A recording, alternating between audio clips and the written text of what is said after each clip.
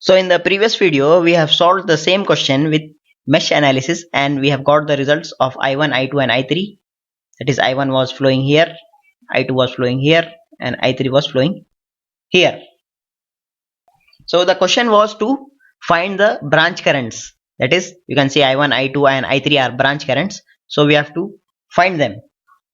So we have applied mesh analysis and got these answers.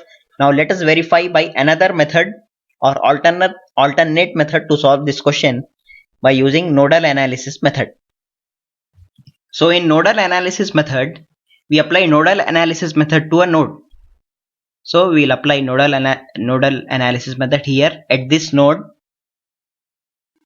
and we'll assume a node voltage, let it be V volts, and let the reference point be here, that is ground. We can call it as the reference point or ground. That will be the lowest potential or 0 volts potential, we can say, and the V will be highest potential. Whenever you take the nodal analysis, assume that V will be at higher potential always and this ground will be at lower potential always, and the current flows from higher potential to lower potential. And please note that V is same voltage which is across 4 ohms resistor, as you can see. Now let us assume currents I1, I2 and I3 emerging from the node. As shown, you can see I1, I2 and I3 are flowing from the node.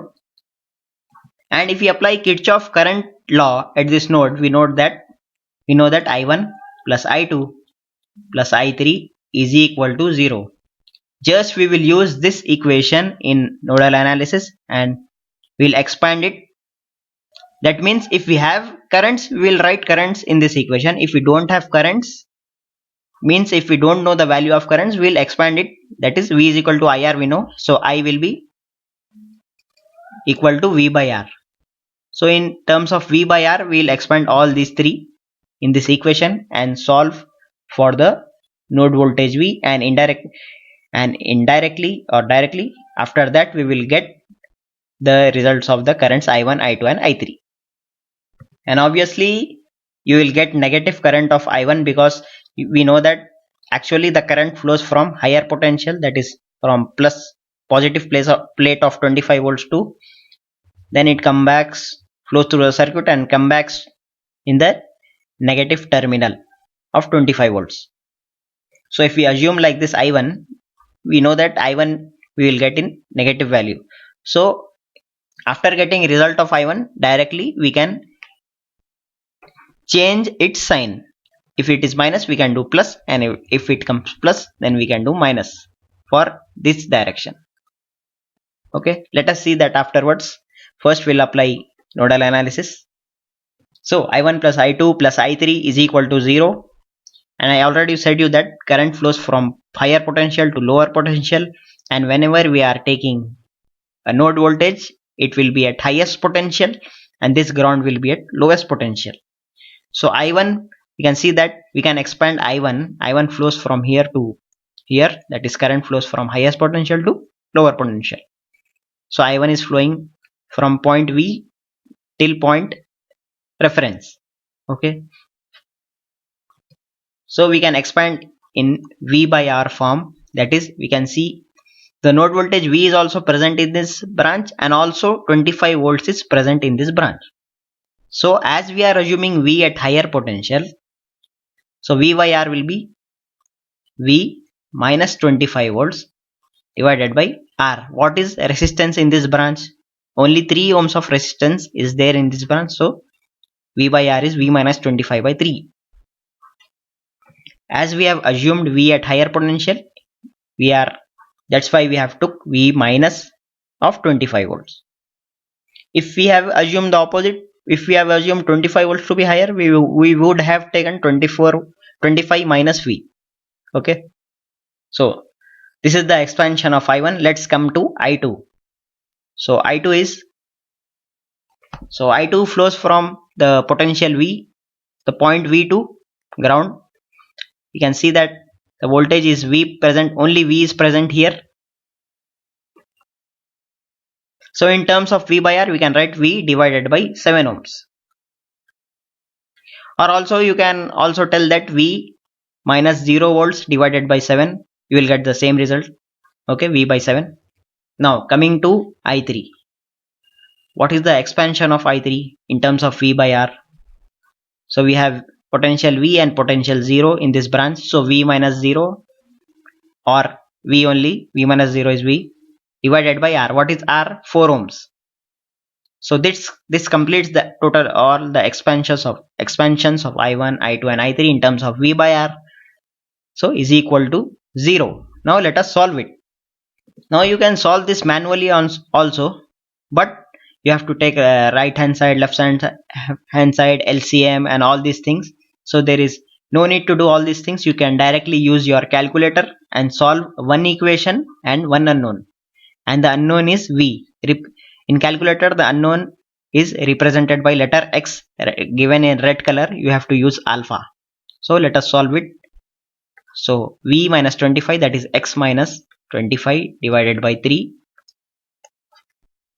plus you have to write press alpha and X for getting X by 7, that is V by 7, plus V by 4, that is X by 4 equal to 0. Now don't use this equal to, use this equal to given in red color. So press alpha and equal to, press 0. So this completes our equation what we have made. Then for solving it, don't directly press this equal to, you will get error. Press shift, then press solve. Don't look at this answer. This answer is what you got, what when you use your calculator previously, that answer is this. So don't look at this answer. Then again press this equal to, you will get your result, that is 11.475. What is this? Node voltage V. So V is 11.475 volts, or also we can say that the voltage across 4 ohms resistor is 11.475 volts. Now let us plug in the value of V back into I1, I2 and I3 individually to get the results of I1, I2 and I3. So we know that I1 is V minus 25 by 3. So let's plug in the value of V, that is 11.475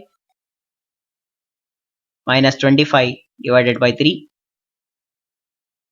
So you are getting minus 4.5 amperes. Okay, now I already said you that we are going to get minus, that is we are going to get I1 value as in negative, because we have taken the direction like this. So if you want to make it positive, what you can do, just reverse its sign, that is change the sign of I1 flowing in opposite direction to whatever is taken. So this will be I1 is equal to 4.5 amperes, and you can remove this, no need of this. Coming to I2, I2 was V by 7. So just plug in the value of V, that is 11.475 divided by 7, we will get 1.6 amperes. So the value of I2 is 1.6 amperes. Now let's calculate I3. So coming to I3, I3 was 11.47 by, that is V by 4, that is 11.47 by 4, we will get 2.86. So approximately we are getting 2.9 amperes. So write I3 as 2.9 amperes, which is flowing through 4 ohms.